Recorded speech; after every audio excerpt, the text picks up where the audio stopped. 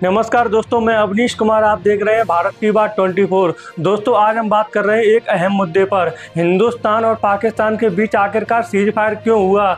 लगातार विपक्ष ये सवाल सरकार से पूछ रहा है कि सरकार ने सीज फायर क्यों किया। जब हमारी सेना पाकिस्तान पर हावी थी तब अचानक से सरकार ने ये फैसला क्यों लिया और किन शर्तों पर लिया।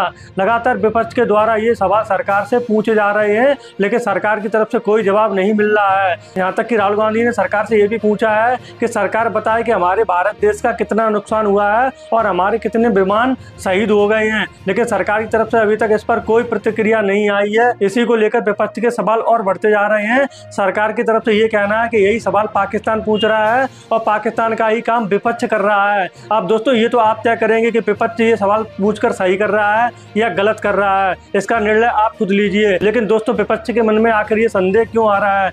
दोस्तों, आपको पता ही होगा, सीज फायर की घोषणा सबसे पहले अमेरिकी राष्ट्रपति डोनाल्ड ट्रंप ने की थी। इसके बाद विपक्ष सामने आया और उसने सरकार से पूछा कि पाकिस्तान हिंदुस्तान के बीच में बोलने वाला अमेरिका कौन होता है। तो सरकार ने भी साफ कर दिया था कि सीज फायर में अमेरिका का कोई लेना देना नहीं है। हिंदुस्तान और पाकिस्तान के बीच वार्ता दो पक्षी है, इसमें किसी तीसरे देश की दखलंदाजी नहीं हो सकती। दोस्तों, लगातार विपक्ष जो सवाल उठा रहा था उसका जवाब देने के लिए विदेश मंत्रालय के प्रवक्ता रणदीप जायसवाल सामने आए और उन्होंने एक एक करके सारे सवालों के जवाब दिए। आइए सुनते हैं उन्होंने क्या बोला।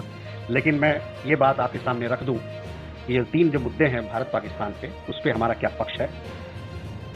भारत पाकिस्तान का जो भी एंगेजमेंट होगा वो बायलैटरल तरीके, 2 पक्षीय तरीके से ही होगा। साथ ही साथ मैं कहना चाहूँगा कि वार्ता और आतंकवाद दोनों साथ में नहीं चल सकता है। जहाँ तक आतंकवाद का सवाल है, हम ये बात करने के लिए तैयार हैं, लेकिन जो बातचीत होगी इस पे होगी कि भारत ने जो एक लिस्ट दिया था पाकिस्तान को कुछ साल पहले, उस लिस्ट में कई एक टेररिस्ट थे, उनको कब वो भारत को हवाले कर रहे हैं, इस बात पे बात होगी। जहाँ तक बायलैटरल डिस्कशन, 2 पक्षीय डिस्कशन, बातचीत की बात है, जम्मू कश्मीर के मामले में उस पर सिर्फ और सिर्फ एक ही बात पर बातचीत होगी, वो है कि जो इल्लीगल तरीके, अवैध तरीके से पाकिस्तान जो भारतीय भूमि को कब्जा कर रखा है, उसको जल्द से जल्द उसको वेकेट करें। जहाँ तक सिंधु जल संधि का सवाल है, वो अबेंस में रहेगा, स्थगित रहेगा तब तक जब तक पाकिस्तान क्रेडिबल तरीके से, विश्वसनीय तरीके से और इर्रेवोकेबल तरीके से आतंकवाद को खत्म नहीं करता। और जैसा कि हमारे प्रधानमंत्री ने कहा, उस पर मैं आपका ध्यान केंद्रित करना चाहूँगा कि पानी और खून दोनों साथ में नहीं बह सकते। हमारे जो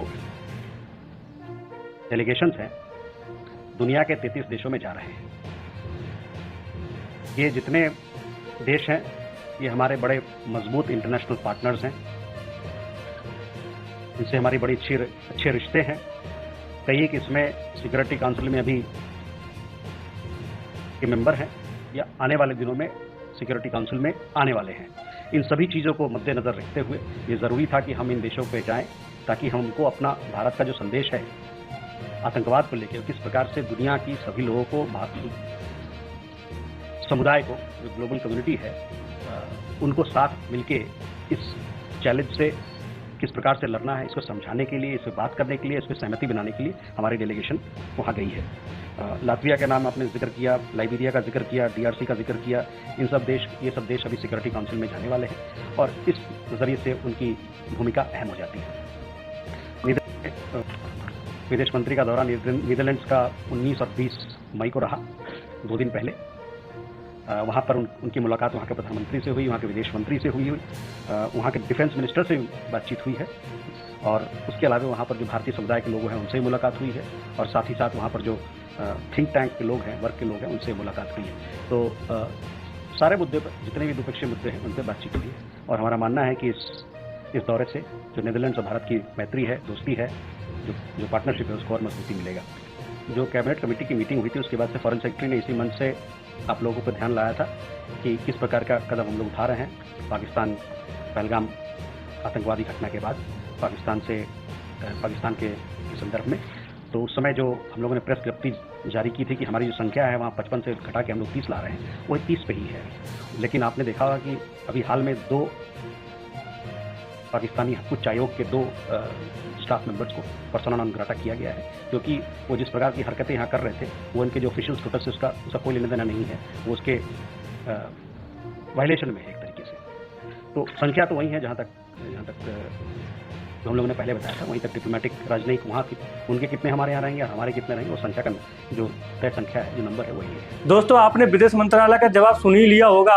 अब इस पर आपकी क्या राय है कमेंट सेक्शन में आप जरूर बताएं। लेकिन दोस्तों कल बीकानेर में प्रधानमंत्री नरेंद्र मोदी ने जनता को संबोधित किया था।